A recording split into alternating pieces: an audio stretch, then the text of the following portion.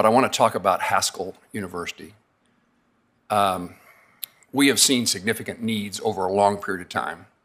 We've worked hard to help Haskell address those needs. It's been a challenge because of changing leadership. In recent times, we've had seemingly no capability of getting any assistance from the Bureau of Indian Education. I asked the last Secretary of the Department of Interior for meetings to discuss Haskell numerous times without any success. And the conclusion was that we thought we'd take a different path, or at least test the waters for a different path. And I think Haskell is such a valuable place, such a unique place, such support across the country, somewhat regardless of where I am in the nation traveling. When I'm visiting with tribal leaders, there's always stories about Haskell from them or their family members, and there's a memory and an understanding and appreciation of an asset that, in my view, and I know in yours, needs greater attention. It's the only tribal nations college. It provides Native American students with unique opportunities to pursue tuition-free higher education in an environment that honors and prioritizes Native American heritage and culture. I mentioned the challenges that they have faced. We decided to try a different track. We have released a discussion draft and have been gathering information from the tribal community. And this month, I intend to introduce the Haskell Indian Nations University Improvement Act. This legislation will grant Haskell a federal charter, thereby separating the school from the BIE and entrusting governance to the Haskell Board of Regents, which will be comprised of tribal members nominated by BAA regions. I'm grateful for the support of AIHEC and NIEA in endorsing this legislation.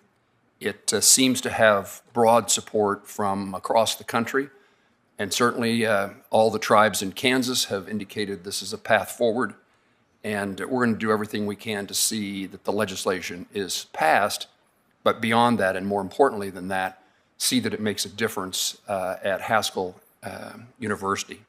So I want to outline that because we'd look forward to tribal community support in this legislation, and we'd ask for your help. But I also wanted to ask, with the expertise at this panel, could you speak to the value of passing this legislation, the Haskell Indian Nations University Improvement Act, and separating the university from federal control? Mr. Dropick.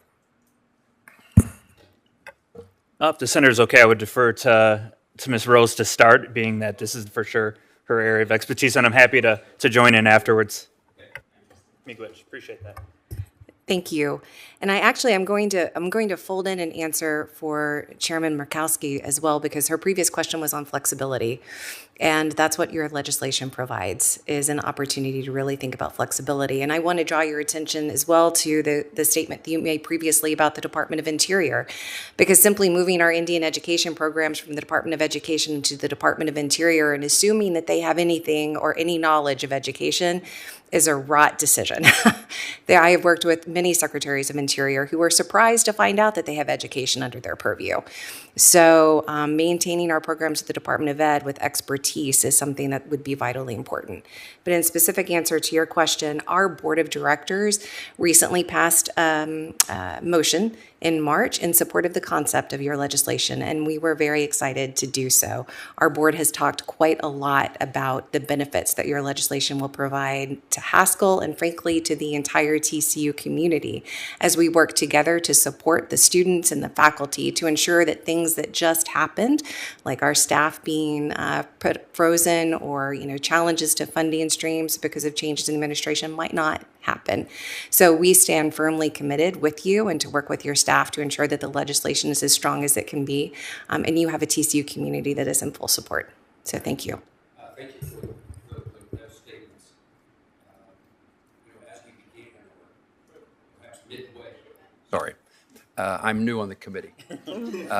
Perhaps midway in our efforts, as we were trying to find ways to improve Haskell, the announcement of layoffs of staff occurred. We think we now have everyone who is not voluntarily left now returned to Haskell, and we're pleased about that outcome. But it is, and I've had a really good conversation with the Secretary of Interior when he, as a North Dakota governor, had experiences with tribes and tribal education, and I'm hoping that we can develop a relationship with the Department of Interior that is helpful in advancing this cause.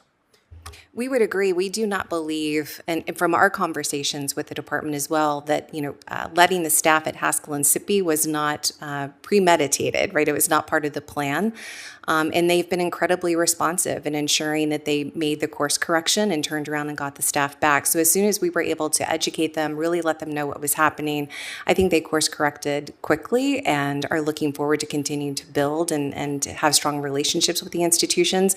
We've also been working with the department in thinking through the legislation. And so I think they're really great partners to stand beside you and ensuring that the legislation is as strong as possible.